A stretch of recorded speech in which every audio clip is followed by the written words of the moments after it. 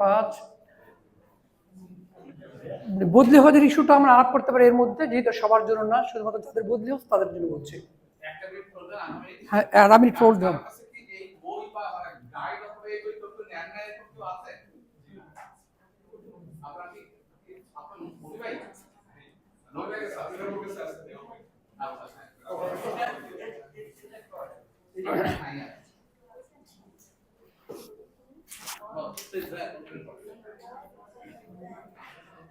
বদলি হজের ক্ষেত্রে বদলি হজ কি বৈধ না অবৈধ, এই কোশ্চেনটা এসছে। রাসূলুল্লাহ সাল্লাল্লাহু আলাইহি সাল্লামকে একজন সাহাবী বলেন, ইয়া রাসূলুল্লাহ, আমার বাবা মারা গিয়েছেন। আরেকজন বলেন, আমার বাবা প্রচন্ড বৃদ্ধ, তার পক্ষে হজ পালন করা সম্ভব না, কিন্তু তিনি বেঁচে থাকতেন, তিনি হজ করতেন, আমি তার পক্ষ থেকে হজ আদায় করবো? রাসূলুল্লাহ সাল্লাল্লাহু আলাইহি সাল্লাম বললেন, যদি তোমার বাবা কোনো ঋণ রেখে যেত, তুমি শোধ করতে না? ইয়া রাসূলুল্লাহ, করতাম। তাহলে তার জন্য তোমার হজ এবং উমরা করতে হবে, একমাত্র ইবাদত যেটা অন্যের পক্ষ থেকে করা যায়। যারা ইতিমধ্যে আগে হজ করেছেন নিজের ফরজ হজ, তারা চাইলে বদলি হজ করতে পারেন, শুধুমাত্র তাদের জন্য যারা ইতিমধ্যে করেন নাই। করছেন এমন কারোর জন্য বদলি হজ করা যায় না। বদলি হজের নিয়মটা কি? বদলি হজের নিয়ম হচ্ছে যে আপনি চাইলে তার জন্য তামাত্তু করতে পারেন, কিরানও করতে পারেন, ইফরাদও করতে পারেন, 3টা অপশনই আপনার জন্য খোলা। আমরা ব্যক্তিগতভাবে বলি যে যদি আপনি করবেন তো তার জন্য কিরান করেন। কেন কিরান করবেন? তার কারণ হচ্ছে তামাত্তুর প্রথম এটা হচ্ছে আপনি আপনার জন্য ওমরা করতে পারলেন, আপনি ওমরা করে মক্কা চলে গেলেন, অপেক্ষা করেন, এরপর আপনি কিরান করবেন। কেন কিরান করবেন? তারপর ওমরা এবং হজ একজনের জন্য হয়ে যাবে, এই সুযোগটা আছে। আবার চাইলে আপনি তামাত্তুও করতে পারেন, কোনো অসুবিধা নাই। শুধুমাত্র নিয়ত করার ক্ষেত্রে, যখন আপনি বদলি করবেন, নিয়ত করার ক্ষেত্রে লাব্বাইক আল্লাহুম্মা উমরাতান, উমরার নিয়ত হয়ে গেল, সাথে লাকা মিন, তার পক্ষ থেকে, যার পক্ষ থেকে করবেন। ধরা যাক যে আমি করব আমার বাবার পক্ষ থেকে, তাহলে আমাকে জানতে হবে আমার দাদার নাম। আমার দাদা হচ্ছেন কাশেম আলী হাওলাদার ইবনে মোহাম্মদ আনসার উদ্দিন। তাহলে এটা কি হচ্ছে? নিয়তটা হচ্ছে লাব্বাইক আল্লাহুম্মা উমরাতান লাকা মিন কাশেম আলী হাওলাদার ইবনে মোহাম্মদ আনসার উদ্দিন ইবনে কাশেম আলী হাওলাদার, মানে কাশেম আলী হাওলাদারের পুত্র আনসার উদ্দিনের পক্ষ থেকে আমি উমরা আদায় করছি। হজের ক্ষেত্র লাব্বাইক আল্লাহুম্মা হাজ্জান লাকা মিন মোহাম্মদ আনসার উদ্দিন ইবনে কাশেম আলী হাওলাদার। যদি মায়ের নামে করেন তাহলে মায়ের বাবার নাম লাগবে, বাবার নামে করলে বাবার বাবার নাম লাগবে। এই হচ্ছে পার্থক্য, আর কোনো পার্থক্য নেই।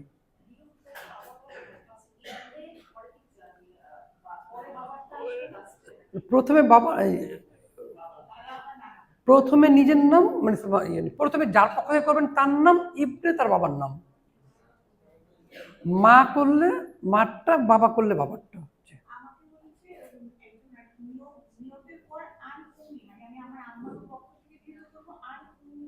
হ্যাঁ, সেটা আপনি করতে পারেন, কোনো অসুবিধা নেই, একই কথা। লাকামিন আন দিয়ে বললে নাম বলা যাবে না, আন দিয়ে বললে অর্থ হচ্ছে উম্মি বা আবাতি, যেটা আপনি বলেন। আর যখন নাম বলবেন তখন লাকামিন বলতে হবে। ও ডান, ঠিক আছে। জি, বাংলা করবেন না, আরবিতে করবেন। আপনারা আমাদের বইটাতে দেখবেন যে আমরা লিখে দিয়েছি ম্যান্ডেটরি দোয়া, বাংলায় করা যায়, কিন্তু কিছু কিছু জিনিস আসলে বাংলা করলে তার অর্থটা পরিষ্কার হয় না, এই জন্য আমরা বাংলা করতে নিষেধ করি। তো ডান, এখন থেকে পুরো 25 মিনিট দয়া করে একটু মনোযোগ দিয়ে শুনবেন ইনশাল্লাহ। আমরা কি নিয়ে আলাপ করবো এখন? আমরা এখন উমরা নিয়ে আলাপ করব। উমরার প্রাথমিক প্রস্তুতি, উমরার প্রাথমিক প্রস্তুতি হিসেবে বলা হচ্ছে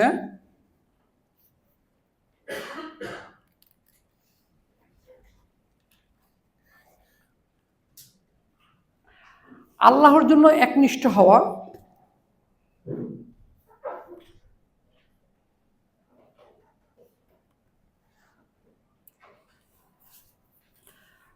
আল্লাহর জন্য একনিষ্ঠ হওয়া। আমরা দুপুরের আগের টোটাল লেকচারটা আমরা এটা দিয়ে বলেছি যে আল্লাহর জন্য একনিষ্ঠ হতে হবে, অর্থাৎ তাওহীদকে স্বীকার করতে হবে, তাওহীদ অনুযায়ী চলতে হবে। কথা ও কাজে নবী মুহাম্মদ সাল্লাল্লাহু আলাইহি সাল্লামকে অনুসরণ করতে হবে, যদি তা না হয় তাহলে ইবাদত হবে না।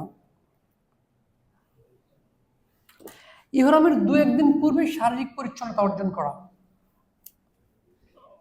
যেই দিন আপনারা মক্কা যাবেন ওই দিন প্রথমে গোসল করা, পরিচ্ছন্ন হওয়া, পরিচ্ছন্ন হওয়ার পর আপনি চাইলে সালাত করতে পারেন, অথবা আপনি ইহরামের কাপড় পরে আপনি সালাত করতে পারেন, দুটি আপনার সুযোগ রয়েছে। নারীদের জন্য একই কথা প্রযোজ্য, তবে হায়েজ নিফাস অবস্থায় থাকলেও আপনাকে ইহরাম করতে হবে। সেক্ষেত্রে আমরা আপনাদেরকে অনুরোধ করবো, যেহেতু চাইলেই হজ বা উমরা করতে যাওয়া যায় না, তাই একজন ডক্টর, আপনারা মেডিসিন নিতে পারেন। আমাদের বইটাতে মহিলারা কি ধরনের মেডিসিন নিলে সুবিধা হবে সেটা বিস্তারিত দেওয়া আছে। এছাড়াও আগামী বুধবার দিন অথবা মঙ্গলবার দিন আমাদের অনলাইনে যে 3 জন ডাক্তার থাকবেন তারা আমাদেরকে পুরো হজ প্যাকেজে পরামর্শ দিবেন, পুরুষ মহিলা সবাইকে পরামর্শ দিবেন, যখন যেটা প্রয়োজন তারা ইমিডিয়েটলি আপনাকে অ্যান্সার করবেন। জি, ও আলহামদুলিল্লাহ, তাহলে তো আমরা এই ব্যাপারে মুক্ত হয়ে গেলাম। অতঃপর ইহরামের কাপড় পরার পরে আপনারা চলে যাবেন মিকাতে। বাসা থেকে বের হবার পূর্বে অবশ্যই দোয়া করে বের হবেন। সহজ দোয়া হচ্ছে বিসমিল্লাহি তাওয়াক্কালতু আলাল্লাহি ওয়া লা হাওলা ওয়া লা কুওয়াতা ইল্লা বিল্লাহ। অবশ্যই এই দোয়াটি পড়বেন। এটার সাথে অন্যান্য অনেক সফর দোয়া আছে। আমার পছন্দের একটা দোয়া আছে, আল্লাহুম্মা ইন্নী আউযু বিকা আন আযিল্লা উদাল্লা আও আযিল্লা উদাল্লা আও আযলিমা উযলামা ওয়া তালা ইউতালা আলাইয়া, বইটাতে দেওয়া আছে। এইটা আপনারা পড়তে পারেন। এখানে অনেকগুলো দোয়া করা হয়েছে। এইভাবে আপনারা দোয়া করে ঘর থেকে বেরোবেন, মিকাত পর্যন্ত চলে যাবেন, মিকাত গিয়ে ইহরাম করবেন। মিকাতে কেন? মিকাত হচ্ছে রাসূলুল্লাহ সাল্লাল্লাহু আলাইহি ওয়াসাল্লামের নির্দেশনা। মিকাতের ব্যাপারে একটা ডিটেল ভিডিও দেওয়া আছে আমাদের ইউটিউবে, একটু দেখে নিন। যেই জায়গাতে রাসূলুল্লাহ সাল্লাল্লাহু আলাইহি ওয়াসাল্লাম আমাদেরকে বলেছেন যে তোমরা এখানে এসে ইহরাম করবে, আমরা সেখানে ইহরাম করব। এটা হচ্ছে একটা নির্দেশনা।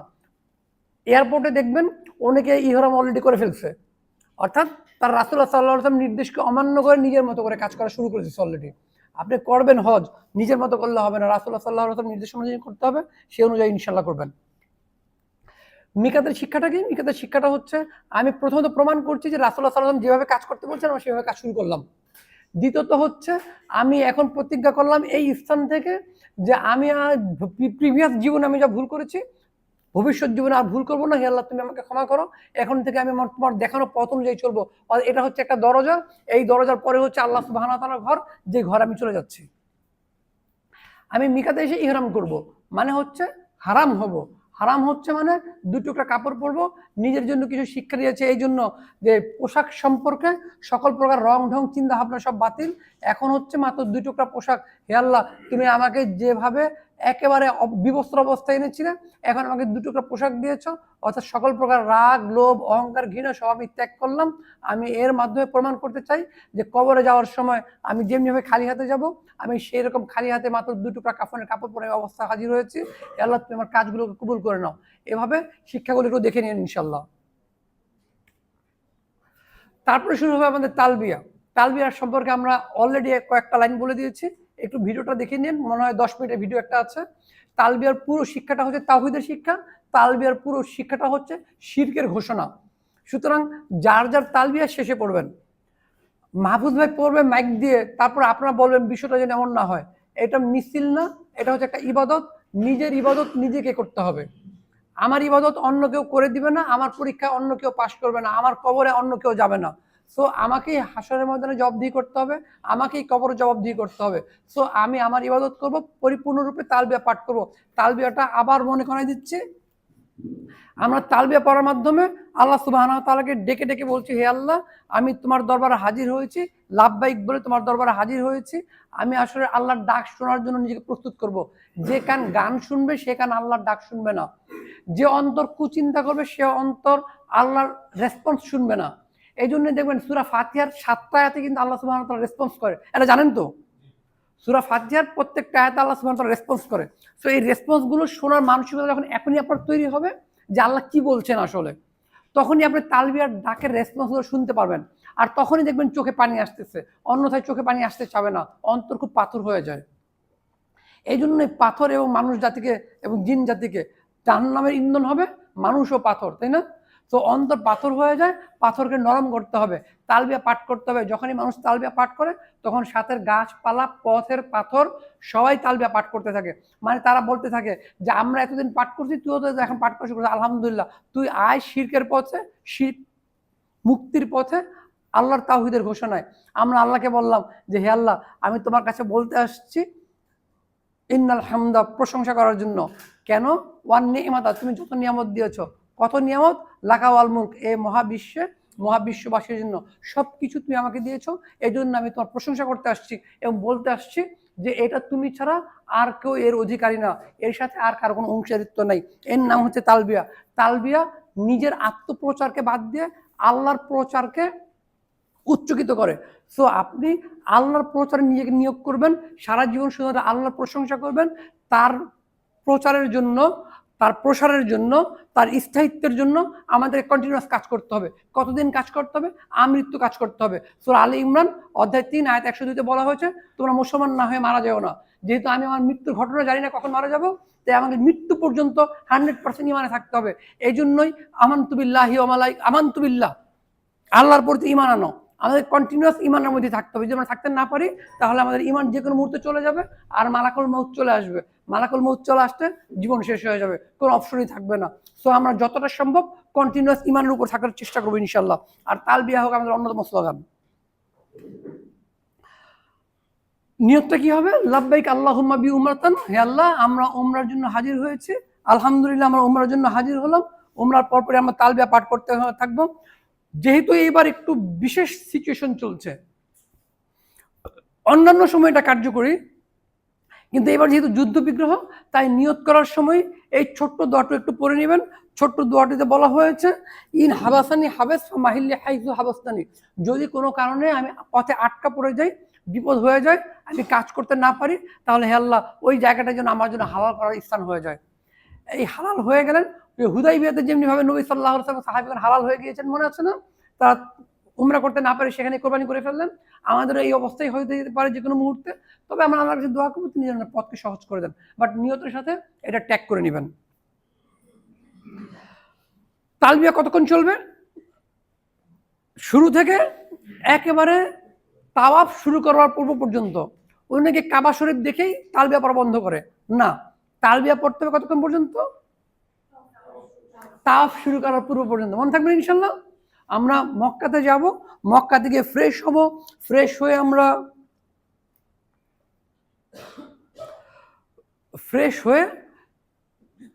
মাঝরাতে গেলে খাবো, প্রয়োজন বুঝে কারো যদি গোসল করার প্রয়োজন হয় গোসল করবেন, ঘুমের প্রয়োজন হলে ঘুমাবেন, কিন্তু একটা ফ্রেশ মাইন্ড নিয়ে তাওয়াফ করতে যাবেন। এই জন্য আমি আপনাদেরকে বারবার বলছি যে পরিপূর্ণরূপে পড়াশোনা করে যাবেন, যেন কারো উপর আবার ডিপেন্ড না হতে হয়। আপনাকে কনফিডেন্ট হতে হবে যে আমি একাই সব পারবো, প্রয়োজন মধ্যে অন্যকে সাহায্য করব, এই মেন্টালিটি নিয়েই আপনাকে যেতে হবে। তাহলে আপনার কোনো সমস্যা হবে না। আপনি যাবেন, খাবেন, ফ্রেশ হবেন। মাহফুজ ভাইয়ের টাইমের দরকার নেই। মাহফুজ ভাই বলবে যে মামুন সাহেব 4টার মধ্যে চলে আসবেন, মাহফুজ ভাই আপনি বলে দিবেন মাহফুজ ভাই আমার আপনার লাগবে না, আপনি আপনার মতো কাজ করেন, আমি আমার মতো কাজ করবো। কিন্তু মাহফুজ ভাই যে টাইম দেয়, আপনারা কিন্তু ভাই আল্লাহর রাস্তায় টাইমটাকে ফলো করবেন। না হলে বলবেন যে আমি আপনার টাইম ফলো করবো না, আমি স্বাধীন, আপনিও স্বাধীন, আলহামদুলিল্লাহ।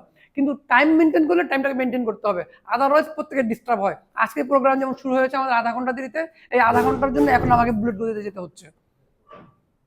এই যারা যারা দেরি করেছেন এই আধা ঘন্টার দায়িত্ব তাদের।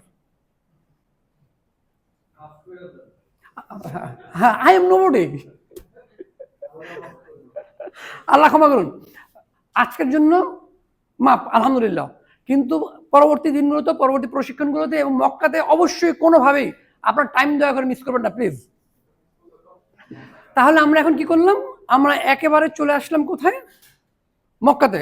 ফ্রেশ হলাম, প্রয়োজন বোধে ইহরামের কাপড় চেঞ্জ করা যাবে, কোনো অসুবিধা নেই। পুরুষরা 2টা ইহরামের কাপড় নিয়ে যাবেন। সবকিছু শেষ হয়ে গেলে আরেকটা ইহরামের কাপড় পরে ফ্রেশ হয়ে মাইন্ড ফ্রেশ করে মোবাইলটাকে বন্ধ করে হারাম শরীফে। ওকে, আমরা যখন হারাম শরীফে আসবো, হারাম শরীফে ঢোকার পর এবং পৃথিবীর সকল মসজিদে ঢোকার জন্য নিয়ম একটাই, ডান পা দিয়ে ঢুকবেন, দোয়া করবে ঢুকবেন। ছোট দোয়া হতে বিসমিল্লাহি ওয়াসসালাতু ওয়াসসালামু আলা রাসূলিল্লাহ আল্লাহুম্মা ইফতাহ লি আবওয়াবা রাহমাতিক, দোয়া করে হারাম শরীফে প্রবেশ করবেন। প্রবেশ করে দূর থেকে যখন কাবা শরীফ দেখা যাবে তখন তালবিয়া বন্ধ হবে। তালবিয়া বন্ধ করে আল্লাহর কাছে দোয়া করুন। আপনার যা মন চায় আপনি দোয়া করতে পারেন, কোনো অসুবিধা নেই। আপনাকে দোয়া করার জন্য সুযোগ দিবে না। আপনার ডান দিকে বা বাম দিকে যেখানে সুযোগ পান সেখানে আপনি হালকাভাবে দাঁড়িয়ে আপনি দোয়া করবেন। কি দোয়া করবেন? আমার নিজের পছন্দের একটা দোয়া আছে, ইব্রাহিম আলাইহিস সালাম যে দোয়াটি করেছিলেন। দোয়াটি যেন কি? রব্বানা তাকাব্বাল মিন্না ইন্নাকা আনতাস সামিউল আলিম রব্বানা ওয়াজআলনা মুসলিমাইনি লাকা ওয়া মিন যুররিয়াতিনা উম্মাতান মুসলিমাতান লাক ওয়া আরিনা মানাসিকানা ওয়া তুব আলাইনা ইন্নাকা আনতাত তাওয়াবুর রহিম। ইব্রাহিম আলাইহিস সালাম এভাবে দোয়া করেছিলেন। কখন? যখন তিনি কাবা শরীফ নির্মাণ করলেন, তখন সে তার ছেলেকে নিয়ে দোয়া করছেন যে হে আল্লাহ, আমরা দুইজন রব্বানা তাকাব্বাল মিন্না ইন্নাকা আনতাস সামিউল আলিম, হে আল্লাহ আমরা দুইজন তোমার কাছে দোয়া করছি, তুমি এটা কবুল করো, নিশ্চয়ই তুমি সবকিছু শোনো জানো। এরপর তিনি বলছেন রব্বানা ওয়াজআলনা মুসলিমাইনি লাকা ওয়া মিন যুররিয়াতিনা উম্মাতান মুসলিমাতান লাক, তুমি আমাদের থেকে, আমাদেরকেও আমাদের পরিবার বা বংশধর থেকে মুসলমান বানাও, যেটা আমরা হয়ে গেছি আলহামদুলিল্লাহ না। ও আরিনা মানাসিকানা, আমাদেরকে হজের নিয়ম কানুন শিখিয়ে দাও। অত ভালোই না ইন্নাকা আনতাত তাওয়াবুর রহিম, নিশ্চয়ই তুমি তওবা কবুলকারী। সো এইভাবে আপনি দোয়া করতে পারেন। কিংবা উমর রাদিয়াল্লাহু আনহু যেভাবে করেছেন আল্লাহুম্মা আনতাস সালাম মিনকাস সালাম ফাহাইয়িনা রাব্বানা বিসসালাম পড়তে পারেন। আপনি নিজের যা খুশি, কোনো বাধ্যবাধকতা নেই। পড়া হয়ে গেল, এখন আপনি মাতাফে চলে যান। মাতাফে গিয়ে হাজরে আসওয়াদ যদি সম্ভব হয় চুমু দেন, চান্স নাই। সেকেন্ড সম্ভাবনা হচ্ছে হাত দিয়ে স্পর্শ করে হাতে চুমু দেন, এটারও চান্স নাই। তৃতীয় সম্ভাবনা হচ্ছে দূর থেকে ইশারা করেন।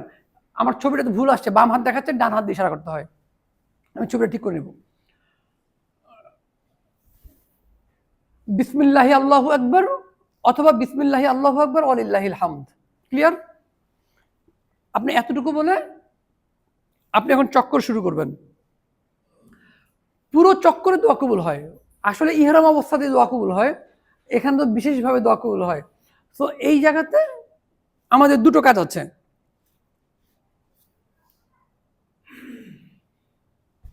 পুরুষরা ইস্তিফা করতে হবে, ডান কাত খুলে ফেলবেন। ডান কাত খোলার নাম হচ্ছে ইস্তিফা, এবং প্রথম 3 চক্কর একটু জোরে জোরে চলবেন, এর নাম হচ্ছে রমল।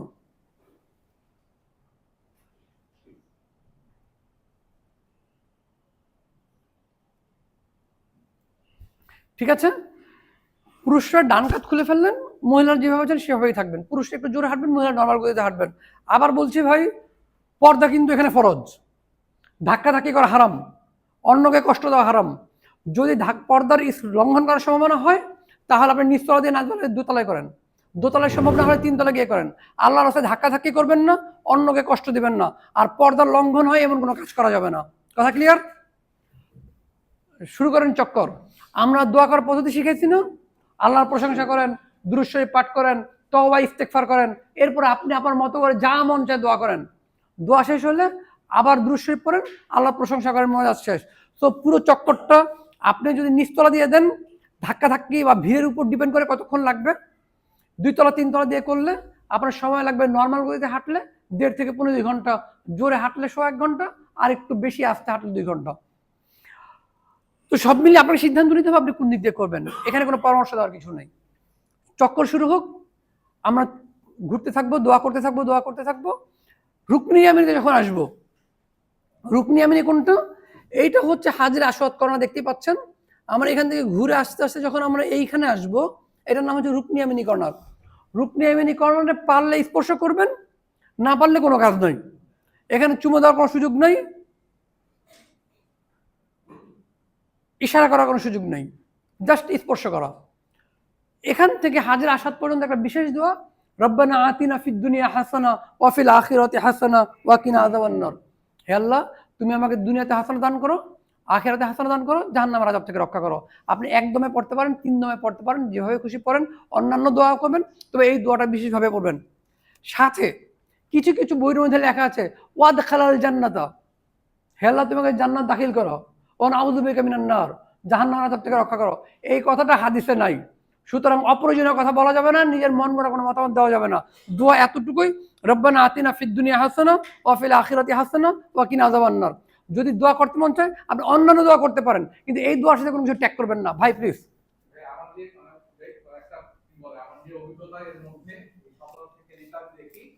আমরা তো ওমরাটা চেষ্টা করি মাথাতে যে কন্ডিশন আসলে 1 চক্কর দেওয়ার আগে 50% চলে যায়, 7 চক্কর পর্যন্ত দেখা যায় ম্যাক্সিমাম 3 থেকে 4 জন আছে। তো এইটা যদি আমার যেটা হয় যে আমি সারাটা সময় আমি দেখা যায় যে বাকিদের জন্য আমার টেনশন করতে হয় যে আল্লাহ তো ওই খালার মতো খুবই বাজে কিন্তু আলাদা হয়ে গেছে। আবার ওই ভাই তো বলছেন যে ভাই মাহমুদ ভাই আপনি কিন্তু আমাকে ছেড়ে যায় না, এই যে ধরেন অবস্থা। তো এইটা তোমাদেরকে একটু বলা যে আসলে এটা কঠিন কিছু না, একদমই না।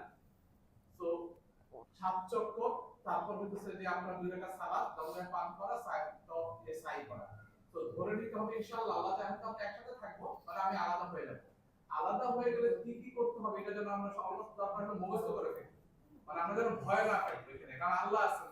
আমরা আল্লাহর কাছে গেছি, আমি যেটা বলি দেখেন আমার যে আমার শারীরিক অসুস্থতা, আমি যেটা প্রথমে বলতেছিলাম যে আমি আমার হাজিদেরকে নিয়ে যাচ্ছি, এই রেসপন্সিবিলিটি উনার, আমাকে কিভাবে নিবে উনি এটা উনার দায়িত্ব, আপনাদের জন্য দিচ্ছেন আল্লাহ। তো উনাকে আপনি কিভাবে আমল করবেন এটা মনে করে ছেড়ে দেবেন, ভয় পাবেন না, তাইলে হবে ইনশাআল্লাহ। ইনশাল্লাহ ক্লিয়ার।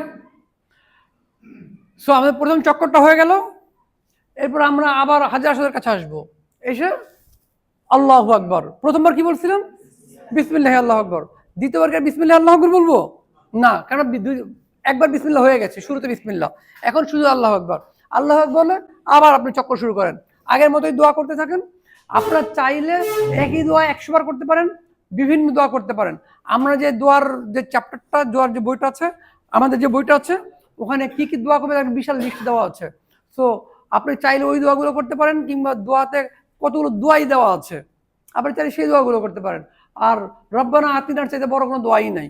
তো আপনি যা মন চায় দোয়া করেন, দোয়াতে কার্পণ্য করবেন না। আর আল্লাহর রাস্তায় আমাদের একটু মনে রাখবেন যে আমরা আপনাদের জন্য একটু চেষ্টা করছি, আমাদেরকে যেন আল্লাহ সুবহানাহু ওয়া তাআলা ক্ষমা করে দেন, ঈমানের সহিত রাখেন।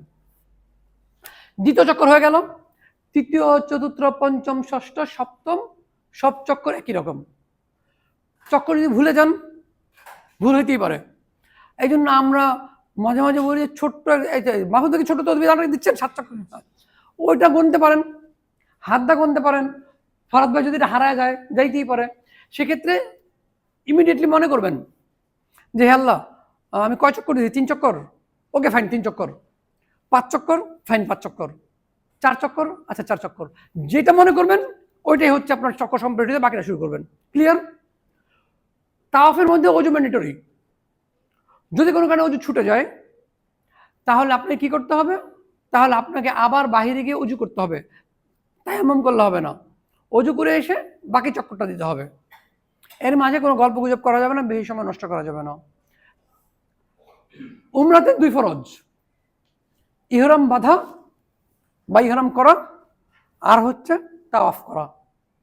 সো এই দুইটাতে বিন্দুমাত্র ভুল করা যাবে না। জি ভাই বলেন। একটা চক্করে কতটুকু ইয়ে থাকে, রেডিয়াস কিলোমিটার বা এটা হচ্ছে আপনি নিচতলা দিয়ে যদি করেন, তাহলে এটা মনে হয় কত 200 মিটারের মতো, একবার 200 মিটার, রাইট। আর যদি আপনি 2 তলা দিয়ে করেন, তাহলে এটা হচ্ছে প্রায় 1.5 কিলোমিটারের মতো। এখন কথা হচ্ছে যে আপনি যদি ভাবেন যে মাত্র 200 মিটার আমি নিচতলা করি, আসলে আপনার ওই 200 মিটার করতে 1 ঘন্টা বেশি লাগতে পারে। এমন ধাক্কা ধাক্কা শুরু হয়, জাম বের হয়ে যায়, প্রচন্ড প্রচন্ড রাশ হয়। তো আপনি যদি অফ টাইমে যেতে পারেন, অফ টাইম বলতে আপনি যদি রাত 2টা 3টার দিকে যেতে পারেন, অথবা আপনি সকাল 10টা 11টার দিকে যেতে পারেন, তাহলে আপনি কিছুটা ফ্রি পাবেন। আদারওয়াইজ চান্স একেবারেই নেই। না না না। তো আপনাদের কি হলো, আমাদের 7 চক্কর শেষ হয়ে গেল। এখন আমরা আরেকবার আল্লাহু আকবার বলবো। আল্লাহু আকবার বলে আমরা চলে আসব, ঠিক আছে?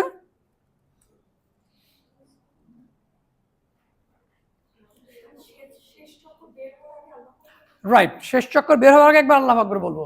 আল্লাহু আকবার বলে আমরা মাকামে ইব্রাহিমের পিছনে সালাত আদায় করব। মাকামে ইব্রাহিমের পিছনে মিন্স হচ্ছে আপনি যখন বেরোবেন, সামনে গেলেই দেখবেন পুরুষদের জন্য নামাজের ব্যবস্থা আছে, মহিলাদের জন্য নামাজের ব্যবস্থা আছে।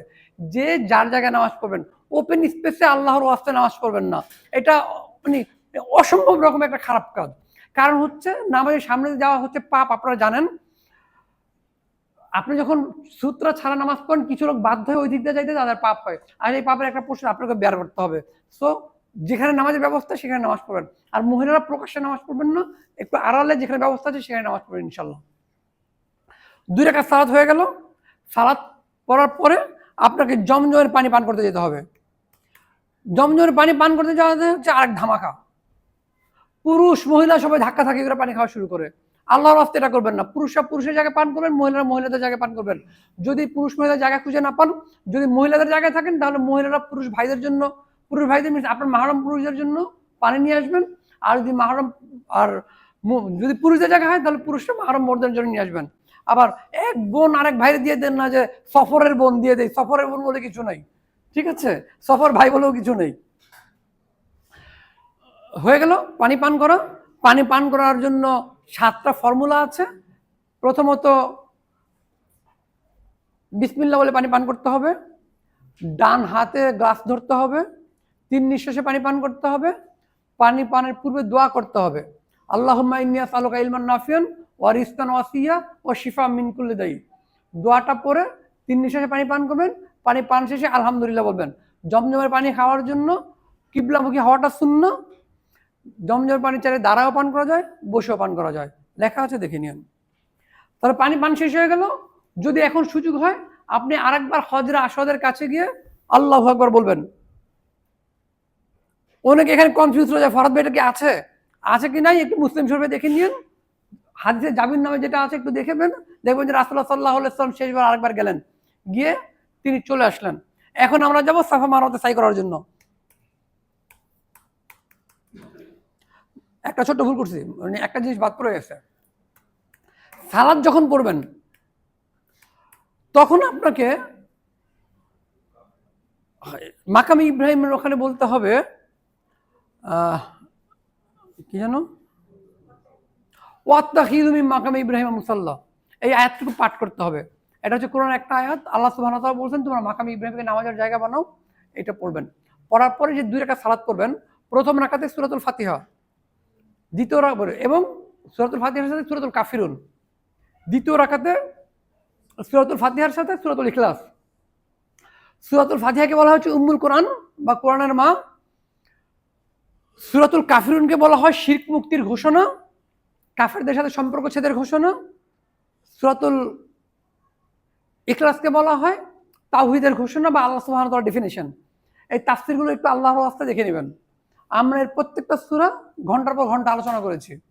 আমি অবশ্যই এখন এটার ভিডিও এখন আপলোড করে দিয়ে দেবো ইনশাআল্লাহ খুব শীঘ্রই। আর এছাড়া যে তাফসীরগুলো পাওয়া যায়, নোমান আলী খান স্যারের তাফসীর পাওয়া যায়, একটু দেখতে পারেন। ইয়াসির কাজীর তাফসীর পাওয়া যায়, দেখতে পারেন। এছাড়া তাফসীর বইগুলো যেগুলো পড়তে পারেন সেটা হচ্ছে আপনার তাফসীর ইবনে কাসিরের সূরা ফাতিহা, সূরাতুল ইখলাস, সূরাতুল কাফিরুনের তাফসীর দেখতে পারেন। তারপরে হচ্ছে তাফহিমুল কোরআন আমার খুব পছন্দ, দেখতে পারেন। তাফসীর ফি জিলালিল কোরআন দেখতে পারেন। আরেকটা তাফসীর সেদিন দেখলাম, খুব পছন্দ হয়েছিল আমার।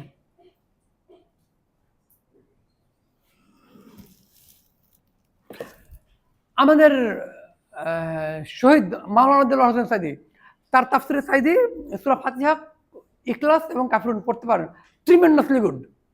আলহামদুলিল্লাহ একটু দেখতে পারেন। তো এই 3টা সূরা খুব ভালোভাবে বুঝতে হবে, না হলে আসলে আপনার যে হজের যে মেইন উদ্দেশ্য, পুরো হজটাই সূরা ফাতিহা, কাফিরুন এবং ইখলাস। আপনি যখন এই 3টা সূরার তাফসীর বুঝবেন তাহলে দেখবেন যে পুরো হজটাই কাফিরুন, ফাতিহা এবং ইখলাস। পুরো হজের মধ্যে আপনি প্রত্যেকটা জায়গায় দেখবেন যে এই 3টার ইমপ্লিকেশন আছে। সো একটু পড়বেন, পড়লে বুঝবেন ইনশাল্লাহ। জমজমের পানি পান হয়ে গেছে। এখন আমরা সাফা পাহাড়ে যাব। দূর থেকে যখন আমরা সাফা পাহাড় দেখবো, কি প্রশ্ন করেছিলেন, ইন্নাস সাফা ওয়াল মারওয়াতা মিন শাআইরিল্লাহ আবদাউ বিমা বাদাল্লাহু বি। দূর থেকে যখন দেখবো যে ওই যে সাফা পাহাড় দেখা যাচ্ছে, আসলে আপনারা যখন তাওয়াফ শেষ করবেন, তাওয়াফ শেষ করে হাতের ডান দিকে যখন যাবেন, অল্প একটু গিয়ে হাতের ডান দিকে সাফা পাহাড়ের গেট। তো আপনি ওখানে ঢুকলেন, দেখলেন, দোয়াটা পড়লেন, আর হেঁটে হেঁটে এই পর্যন্ত গেলেন, সাফা পাহাড় পর্যন্ত গেলেন। সাফা পাহাড় পর্যন্ত গিয়ে আপনি তাসবিহ পাঠ করলেন। তাসবিহতে কি বলা হচ্ছে? লা ইলাহা ইল্লাল্লাহু ওয়াহদাহু লা শারীকা লাহু লাহুল মুলকু ওয়া লাহুল আল্লাহু আকবার, আল্লাহু আকবার, আল্লাহু আকবার, লা ইলাহা ইল্লাল্লাহু ওয়াহদাহু লা শারীকা লাহু লাহুল মুলকু ওয়া লাহুল হামদু ইউহয়ি ওয়া ইউমীতু ওয়া হুয়া আলা কুল্লি শাইইন কাদির, লা ইলাহা ইল্লাল্লাহু ওয়াহদাহু লা শারীকা লাহু আনজালা ওয়া'দাহু ওয়া নাসারা আবদাহু ওয়া হাদামাল আহজাবা ওয়াহদাহু। একবার পড়বেন, কিবলামুখী হয়ে দুহাত তুলে দোয়া করবেন। 2বার পড়বেন, কিবলামুখী হয়ে দুহাত তুলে দোয়া করবেন। 3য়বার পড়বেন, মারার উদ্দেশ্যে রওনা দিবেন।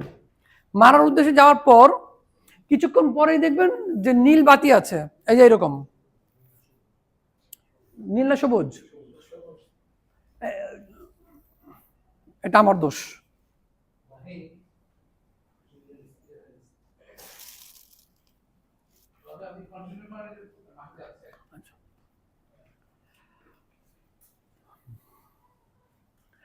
তো গ্রিড চ্যানেলে গিয়ে পুরুষরা দৌড় দিবেন, মহিলারা দৌড় দিবেন না। দেখবেন অনেক মহিলারা দৌড় দেয়, মহিলাদের দৌড়ানোর কিছু নেই, পুরুষরা দৌড় দিবেন। এবং খুব জোরে দৌড় না, দৌড়ের মতো করবেন। মা হাজারা দৌড় দিয়েছিলেন কারণ তিনি তার সন্তানকে দেখতে পাচ্ছিলেন না। এখানে আমাদের একটা 1 ঘন্টা লেকচার আছে। তো দোয়া করবেন রব্বি গফির ওয়ারহাম ওয়া আনতাল আযজুল আকরাম। এই দোয়াটা করে আপনি চলতে থাকবেন। অন্যান্য দোয়া করে যায়, যত খুশি তত দোয়া করবেন। গ্রিন চ্যানেল পার হয়ে গেলে নর্মালি হাঁটতে থাকবেন। হাঁটতে হাঁটতে আপনি মারোয়াতে চলে যাবেন। সাফা থেকে মারোয়াতে গেলে 1 চক্কর হলো, আবার মারোয়া থেকে সাফা হাতে সরাসরি 2 চক্কর হলো। সাফাতে যা করেছেন মারোয়াতে তাই করবেন। কি করেছেন? তাসবিহ পড়েছেন, দোয়া করেছেন, তাসবিহ পড়েছেন, দোয়া করেছেন, তাসবিহ পড়ে আবার সাফার উদ্দেশ্যে রওনা দিবেন। এভাবে 7 চক্কর শেষ হবে। কিছু লোককে দেখবেন ওখানে নামাজ পড়তেছে, সাই শেষে কোনো নামাজ নেই। তাওয়াফ শেষে সালাতুত তাওয়াফ আছে, সাই শেষে কোনো নামাজ নেই। কি আছে? দোয়া আছে। তাসবিহ করবেন, দোয়া করবেন। দোয়া শেষ, আপনারা এখন চলে আসেন হচ্ছে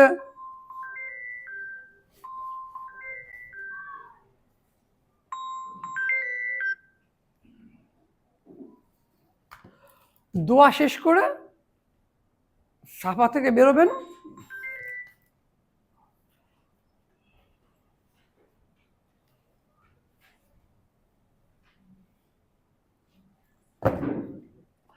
দোয়া শেষ করে সাফা থেকে বেরিয়ে আসবেন। মহিলাদের জন্য বললাম যে ওখানে চুল কাটার ব্যবস্থা আছে, মহিলা ওখানে চুল কাটতে পারেন। অথবা পুরুষদের জন্য ব্যবস্থা আছে, আমরা না করবো তার কারণ হচ্ছে ওখানে ওরা চুল ছোট করে, ন্যাড়া করে না, মুন্ডন করে না, তাই বাহির থেকে মুন্ডন করবেন। সরাসরি দোকানে যাবেন না, বাইরে প্রচুর ব্রোকার আছে, ওদের সাথে কথা বলে যাবেন। ব্রোকাররা নেয় 5 টাকা, আপনি যখন দোকানে ডাইরেক্ট যাবেন সেখানে 10 টাকা 15 টাকার মতো নেবে। সো ওই বেশিতে যাওয়ার দরকারটা কি আপনার? আর বাইরে থেকে কথা বললে 5 টাকা করে নিবে ওরা। আর 2-3 জন একসাথে থাকলে নিশ্চিত হয় 5 টাকা করে নিবে, মানে 5 রিয়াল করে নিবে। তো চুল কাটাবেন। জি, এই যে আমি যে ঘুরে আসলাম,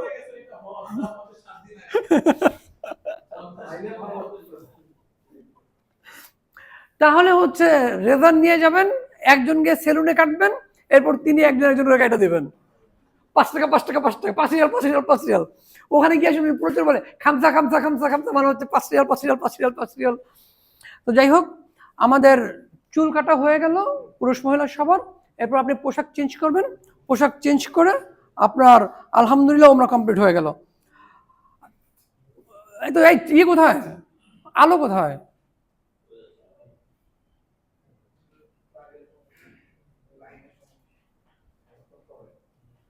না দেখাবো কি?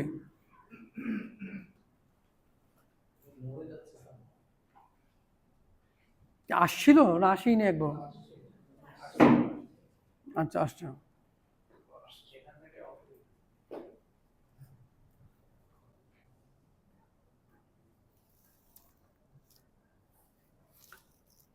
ছয়টার মধ্যে শেষ করার কথা ছিল, 6টা 2 বেজে গেছে। মানে ওমরা শেষ করার কথা ছিল 6টার মধ্যে।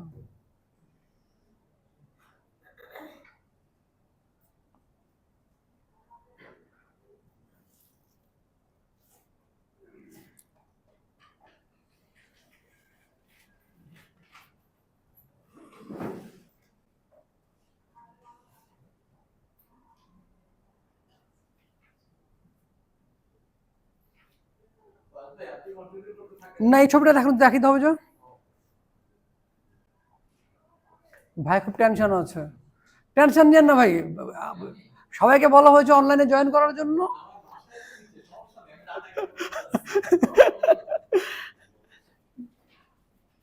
মহিলারা এইভাবে চুল খুলে সকল চুল টান দিবেন।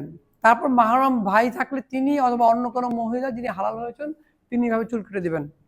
পুরুষরা ইহরামের কাপড় পরা অবস্থায় চুল কাটবেন। ওই যিনি খোলা অবস্থায় চুল কাটছেন তিনি কিন্তু আগে ইহরামের কাপড় খুলে ফেলছেন, তাই কিন্তু দম দিতে হবে। হ্যাঁ, তো ইহরামের কাপড় পরে চুল কাটতে হবে, অতঃপর কাপড় খুলতে হবে। এটা দেখানোর জন্য মূলত এই ছবিটা দেখানো হলো।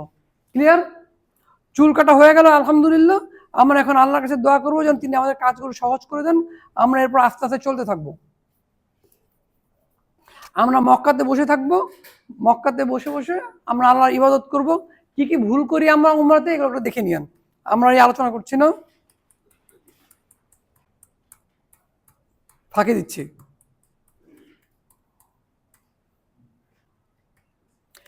গুরুত্বপূর্ণ যেটা, অনেকে গিয়ে একের পর একটা উমরা করতে থাকেন আর ভাবেন যে আমি ওই গেলাম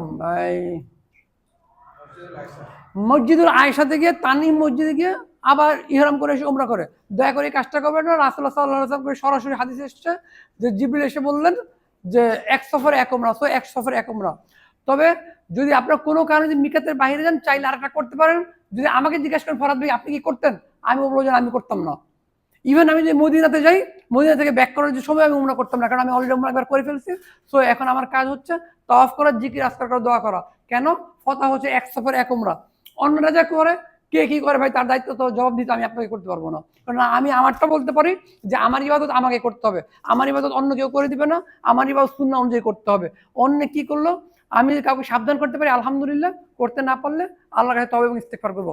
আপনাদের জন্য একই ফতোয়া। তো কেউ যদি বারবার উমরা করতে চান, এটা যার যার ব্যক্তিগত দায়িত্বে করতে হবে। পাপ হলে আপনারা, আমার কোনো দায়িত্ব নাই। পুরুষ মহিলা একত্রে পানি পান করবেন না, যেখানে সেখানে বসবেন না, যেখানে সেখানে ছবি তুলবেন না। সকল প্রকার অপ্রয়োজনীয় ছবি তোলা হারাম। যারা ছবি তুলবে তাদেরকে বলা হবে জীবন দাও, তারা জীবন দিতে পারবে না, তাদেরকে জাহান্নামে ছুঁড়ে ফেলে দেওয়া হবে। জাহান্নামে ফেলা হবে না, জাহান্নামে ছুঁড়ে ফেলে দেওয়া হবে। সুতরাং দেখেন, একজনে কাবা শরীফকে হাতে ধরে সেলফি তুলছে, আর একজন বউ নিয়ে ছবি তুলছে। কত ভালোবাসা! দুনিয়ার সকল মানুষকে এত ভালোবাসা দেখানোর দরকার নেই। বাড়ির ভালোবাসা বাড়িতে রাখেন, আল্লাহ সুবহানাহু ওয়া তাআলা বারাকা দিবেন। দুনিয়ার মানুষের ভালোবাসা দেখাবেন, ওই যে আমাদের যাদেরকে আমরা তথাকথিত মডেল বলি, দুনিয়ার মানুষের ভালোবাসা দেখায়, তারপরের দিন সংসার শেষ। আউযু বিল্লাহি মিনাশ শাইতানির রাজিম। সো আল্লাহ সুবহানাহু ওয়া তাআলাকে প্রার্থনা করছি তিনি আমাদেরকে সহিহ সুন্নাহ অনুযায়ী আমল করার তৌফিক দান করেন, ক্যামেরার অপব্যবহার থেকে আমাদেরকে রক্ষা করেন, ভুল ভ্রান্তিগুলো আল্লাহ সুবহানাহু ওয়া তাআলা ক্ষমা করে দেন। উমরা যেন আমরা শুরু থেকে শেষ পর্যন্ত ভালোভাবে করতে পারি, আল্লাহ সুবহানাহু ওয়া তাআলা আমাদেরকে কবুল করেন। আল্লাহুম্মা উমরাতান লা রিয়া ফিহা ওয়ালা সুমআ। হে আল্লাহ, তুমি আমাদেরকে এমন একটা উমরা করার তৌফিক দান করো যা হবে লোক দেখানো এবং সুনাম করার মানসিকতা মুক্ত। হ্যাঁ, আমরা এখন চলে যাব হজে। কেউ কিছু বলবেন? আবার প্রজেক্ট কাছে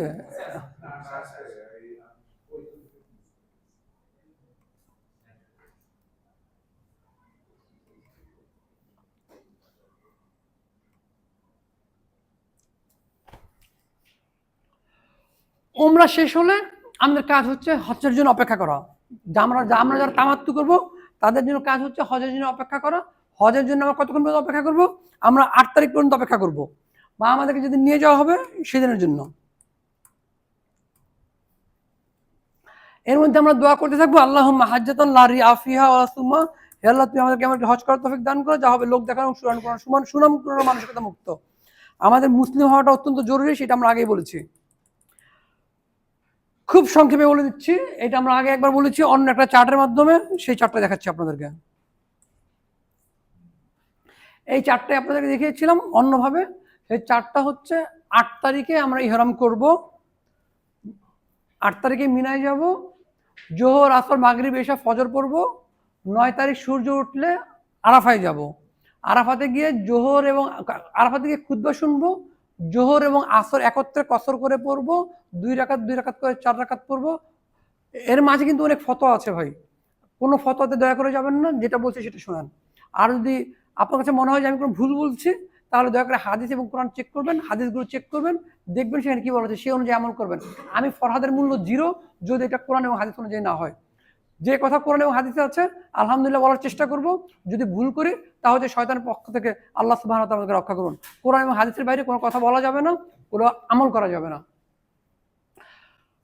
কসর করে জোহর আসর পড়বেন। 8 তারিখ থেকে 13 তারিখ পর্যন্ত সকল সালাত কসর করতে হবে। জোহর আসর পড়ার পরে জিকির আজকারে মনোযোগ দিন।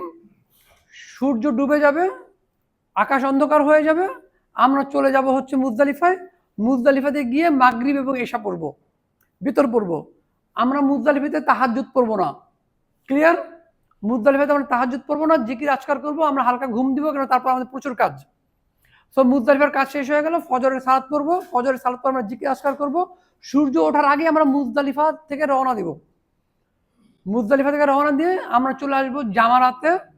জামারাতে আমরা পাথর মারবো সূর্য ওঠার পর, কিন্তু জোহরের আগে। 7টা পাথর মারতে হবে, জামারাতুল আকাবাত 7টা পাথর মারতে হবে, একটা একটা করে 7টা পাথর মারতে হবে, আল্লাহর কাছে দোয়া করতে হবে। এবং তালবিয়া কিন্তু চলতেছিল। এখন এসে যখন আপনি জামারাতে পাথর মারবেন, এখন আপনার তালবিয়া বন্ধ হবে, আর তাকবীর তাশরিক চলতে থাকবে।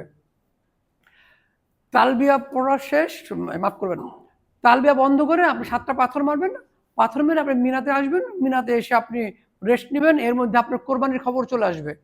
কোরবানি হয়ে গেছে, কোরবানি কনফার্ম করে আপনি আবার চুল কেটে ফেলবেন। চুল কাটা শেষ, রেডি হয়ে আপনি চাইলে 10 তারিখে, 11 তারিখে, 12 তারিখে যখন টাইম দেয় সেই টাইম অনুযায়ী আপনি আপনার মতো করে চলে যাবেন মক্কাতে। রাসূলুল্লাহ সাল্লাল্লাহু আলাইহি ওয়াসাল্লাম 10 তারিখেই তাওয়াফ করেছেন, সাই করেছেন। যারা কিরান করবেন তারা চাইলে আগে তাওয়াফ করতে পারেন, যারা নর্মাল থাকবেন তারা পরে তাওয়াফ করবেন, সাই করবেন। এখানে যেহেতু ইহরাম নাই, তাই আপনাকে আর এখানে দৌড়াদৌড়ি করার কোনো কিছু নেই, রমল করার কিছু নেই, ইস্তিবা করারও কিছু নেই। তাওয়াফ হয়ে গেল, সাই হয়ে গেল, মিনাতে চলে আসবেন। মিনার পাশে যেহেতু শীর্ষা, আপনাদের হোটেল তো আবার শীর্ষাতে, আপনাদের অনেকের কাছে মনে হতে পারে এত কাছে শীর্ষাতে থেকে যাই, আল্লাহর ওয়াস্তেই কাজটা করবেন না প্লিজ। এটা হচ্ছে রাসূলুল্লাহ সাল্লাল্লাহু আলাইহি ওয়াসাল্লাম নিজে ছিলেন 13 তারিখ পর্যন্ত, আল্লাহ সুবহানাহু ওয়া তাআলা নিজে ঘোষণা করেছেন 13 তারিখ পর্যন্ত থাকাতে বারাকার কথা বলেছেন, তাকওয়ার পরিচয় বলেছেন। সো আমরা 13 তারিখ পর্যন্ত থাকবো, পাথর মেরে তারপর আমরা হোটেলে থাকবো। অনেকে আবার বলে ভাই আমার তাঁবু তো অনেক দূর, আমার হোটেল হচ্ছে জামালার একদম কাছে, সো আমি কি হোটেলে থাকতে পারি? না, পারেন না।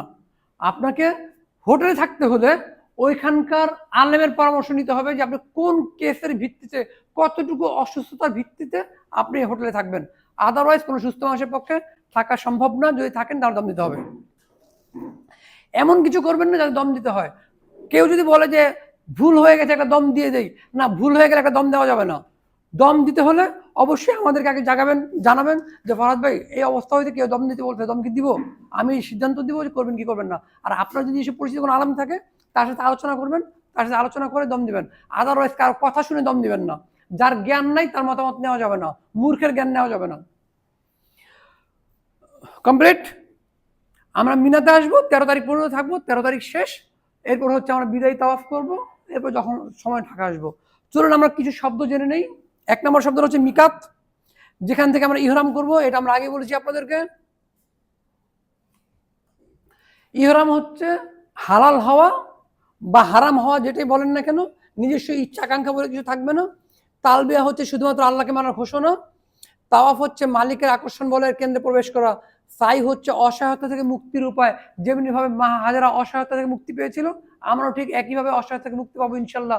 এটাই হচ্ছে আমাদের প্রতিজ্ঞা, এটাই হচ্ছে আমাদের চাওয়া। আল্লাহ সুবহানাহু ওয়া তাআলা তখন যেমনিভাবে সহায়তা করেছেন, এখনো ইনশাল্লাহ সহায়তা করবেন। আরাফা হচ্ছে ঐক্য, শান্তি ও সাম্যের প্রতিষ্ঠার ঘোষণা। মুজদালিফা হচ্ছে সংযম, ধৈর্য, নিঃস্ব, সর্বহারার ঘোষণা। এত কিছু থাকার পরও খোলা আকাশে নিয়ে থাকতে হবে। মিনাতে এসে আমরা কোরবানি করে প্রমাণ করছি যে আমরা আর কখনো লোভে পড়বো না, ত্যাগের ব্যবস্থাপনা নিজের জীবন পরিচালিত করব। এবং শয়তানকে পাথর মেরে আমরা প্রমাণ করছি যে শয়তান যেন আমাদের জীবনে কখনো আসতে না পারে, সেজন্য আমরা চেষ্টা করতে থাকবো। যেহেতু আমরা মদিনাতে গিয়েছিলাম, মাথা মুন্ডানোর মাধ্যমে আমরা দেখাচ্ছি, বা মাথার চুল কাটানোর মাধ্যমে আমরা দেখাচ্ছি যে আমার নিজের কোনো পছন্দ নেই, আল্লাহ যেটা বলছেন আমরা সেটাই করছি।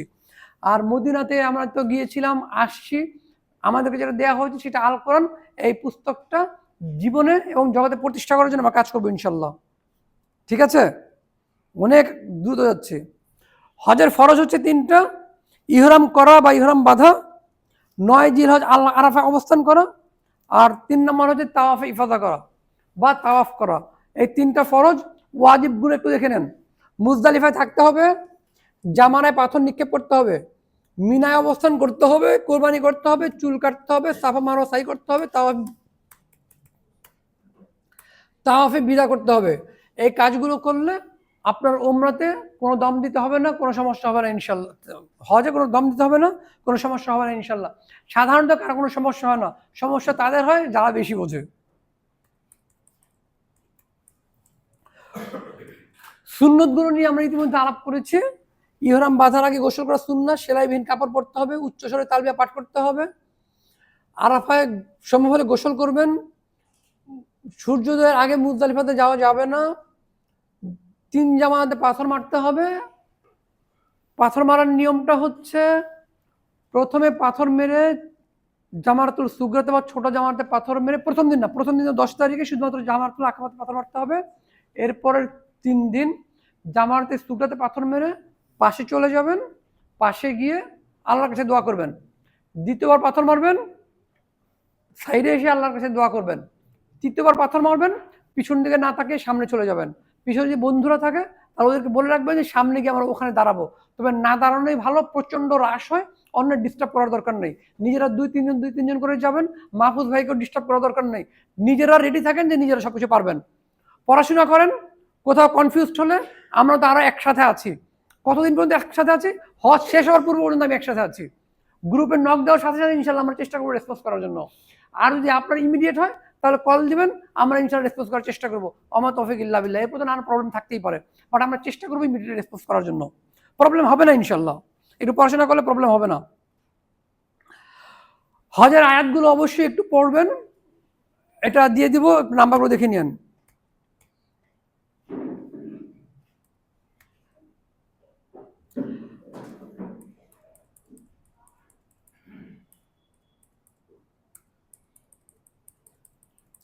আট তারিখে ইহরাম করবেন।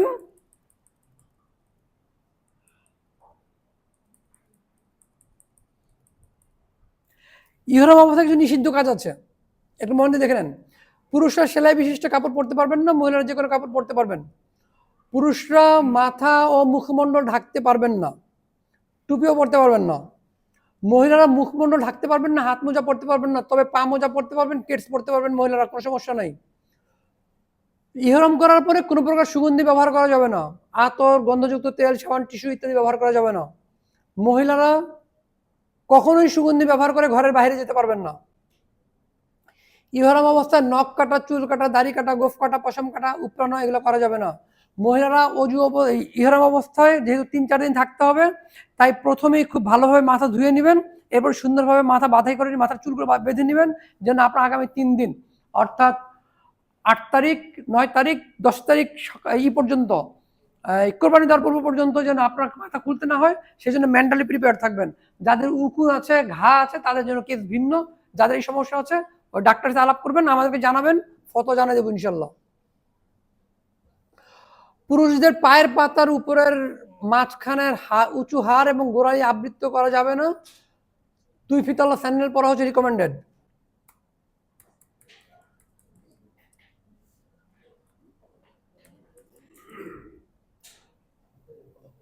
অশ্লীল কথা বলা যাবে না, স্বামী স্ত্রীর দৈহিক সম্পর্ক করা যাবে না, এরকম কোনো আলোচনা করা যাবে না। অসৎ কাজ, অন্যায় আচরণ, ঝগড়া কলহ করা যাবে না। ফলা রাফাসা ওয়ালা ফুসুকা আল্লাহ জিদালা ফিল হাজ, এটা হচ্ছে আল্লাহ সুবহানাহু ওয়া তাআলার আদেশ, এটা সবসময় করা যাবে না।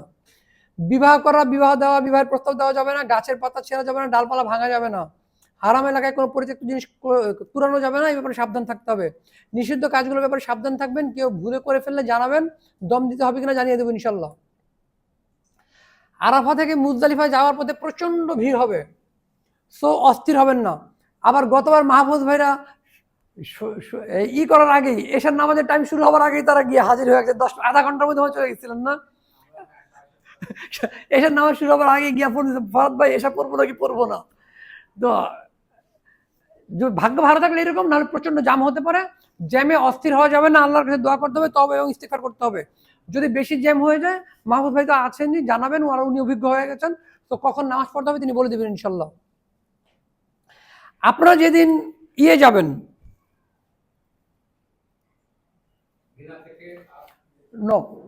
যেদিন আপনার প্রথম মিনায় যাবেন, সেদিন গাড়ি আসবে। গাড়ি আসার সময় মনে রাখবেন কোনো গাড়ি টাইম মতো আসবে না, অস্থির হওয়া যাবে না, রাগারাগি করা যাবে না, ড্রাইভারকে বকা যাবে না। রাগ, লোভ, অহংকার, ঘৃণা, ধৈর্য, ত্যাগ, ক্ষমা, এই শব্দগুলোর মাথার মধ্যে নিয়ে রাখবেন ইনশাল্লাহ। আমরা গোসল করব, ইহরামের কাপড় পরবো, রেডি হব, নিয়ত করব লাব্বাইক আল্লাহুম্মা হাজ্জান, দোয়া করতে থাকবো ইনশাল্লাহ। দোয়া করতে করতে আমরা অপেক্ষা করতে থাকবো। এর কোনো এক পর্যায়ে আমাদেরকে গাড়িতে আসবে, গাড়িতে বসবেন। অবশ্যই আপনাদেরকে যে বেল্ট দিবে, বেল্টটা অবশ্যই সবসময় পরবেন। আপনি ভাববেন না আপনি ইয়াং শক্তিশালী, কোনো সমস্যা হবে না, কোনো সমস্যার দরকার নাই। অবশ্যই বেল্টটা রাখবেন। এমনও হতে পারে অ্যাক্সিডেন্টে আপনার বেল্ট গেছে এক জায়গায়, আপনি গেছেন আরেক জায়গায়, কিন্তু এটা থাকলে একটা চান্স থাকে হারিয়ে গেলেও খুঁজে পাওয়ার। সো দয়া করে বেল্ট অবশ্যই পরবেন, হ্যান্ড রিস্ট ব্যান্ড পরবেন, বেল্ট গলাটা ঝুলাবেন। জি ভাই বলেন। হ্যাঁ, জেলখানা, হজ কিন্তু শেষ।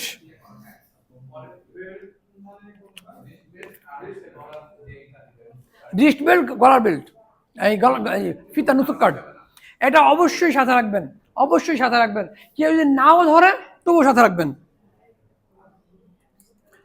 তালবিয়া চলতে থাকবে, জামাতে পাথর মারার পূর্ব পর্যন্ত তালবিয়া চলতে থাকবে, তালবিয়া থামাবেন না, তালবিয়া থামাবেন না, তালবিয়া থামাবেন না।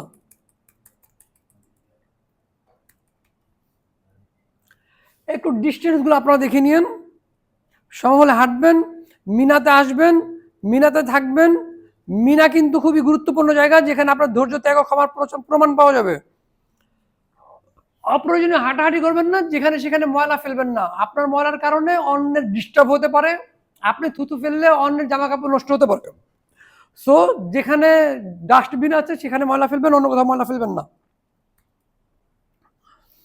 মিনার তাঁবুগুলো এরকম সুন্দর হবে, 1 হাত চওড়া বা 1.5 হাত চওড়া বিছানা পাবেন, এর মধ্যে আপনার থাকতে হবে। সো মেন্টালি প্রিপেয়ার থাকেন কিভাবে থাকবেন। মিনার তাঁবুতে কমোড যে টয়লেট পাবেন সেটার অবস্থা ভয়াবহ, যেগুলো প্যান টয়লেট পাবেন ওটার অবস্থা আরো ভয়াবহ, কিন্তু প্যানের চাইতে কমোড বেশি ভয়াবহ। তাই আপনাদেরকে আমরা অনুরোধ করবো এখনই ঢাকাতে আপনার প্যানের টয়লেট করার একটু অভ্যাসটা করে নেন, তাতে অ্যাটলিস্ট সেফ থাকবেন। তবে টয়লেট করার সময় চাইলে আপনারা গ্লোভস পরতে পারবেন, আদারওয়াইজ গ্লোভস পরা যাবে না। আর মিনাতে এত বড় ব্যাগ নেবেন না, কারণ তাড়াতাড়ি আপনি তো পা দিতেছেন খালি। আমি সরি ভাই, ধৈর্য করতে হবে।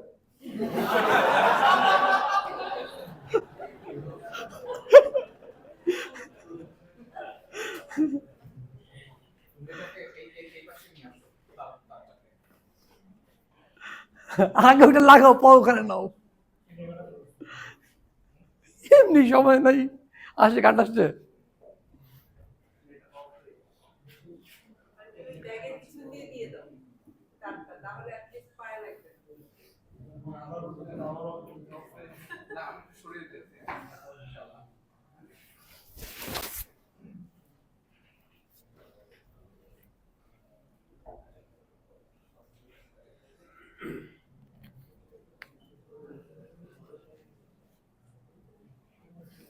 আর মাত্র কয়েক মিনিট আছে। মাহমুদ ভাই নামাজের পরে মানে 10 মিনিট লাগবে, হ্যাঁ নামাজের পরে 10-15 মিনিট দিয়ে আমাকে।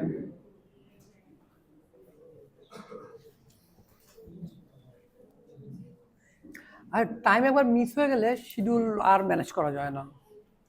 এরকম বড় ব্যাগ নেবেন না দয়া করে, ছোট ছোট ব্যাগ নেবেন। এই বড় ব্যাগ নিলে অন্যদের ডিস্টার্ব হয়, নিজেরও ডিস্টার্ব হয়। তো ছোট ব্যাগে যতটুকু প্রয়োজন ততটুকু নেবেন। ব্যাগে কি নেবেন অলরেডি আপনাদেরকে আমরা ছবিটা দেখিয়েছি, তাতে আবার কাজ সলভ হয়ে যাবে আশা করছি। তারপরে অনলাইনে জিজ্ঞেস করলে আমরা ইনশাল্লাহ অনলাইনে সবকিছু বিস্তারিত বলবো। মহিলাদের তাঁবুর একই অবস্থা, খুব কেয়ারফুল থাকতে হবে। মহিলাদের তাঁবুতে প্রচন্ড গল্প হয়, পুরুষরাও গল্প করে, তো মহিলাদের তাঁবুতে বেশি গল্প হয়, আল্লাহর রাস্তায় গল্প করবেন না। মহিলাদের তাঁবুতে, পুরুষ মহিলা সবার তাঁবুতে গিবত হয়, মহিলাদের তাঁবুতে গল্প এবং গিবত দুইটা একটু বেশি হয়, এখানে বেশি পাকনা থাকে তো। আর শয়তানের কাজই হচ্ছে একটু উস্কাই দেওয়া। তাই অনুরোধ করছি গল্প করবেন না, হয় চুপ থাকবেন নয় ঘুমাবেন। ঘুমানো ভালো গিবত করার চাইতে। চলেন আমরা নামাজ পড়ে আসি ইনশাল্লাহ, বাকিটা হয়তো আর 10-15 মিনিট লাগবে।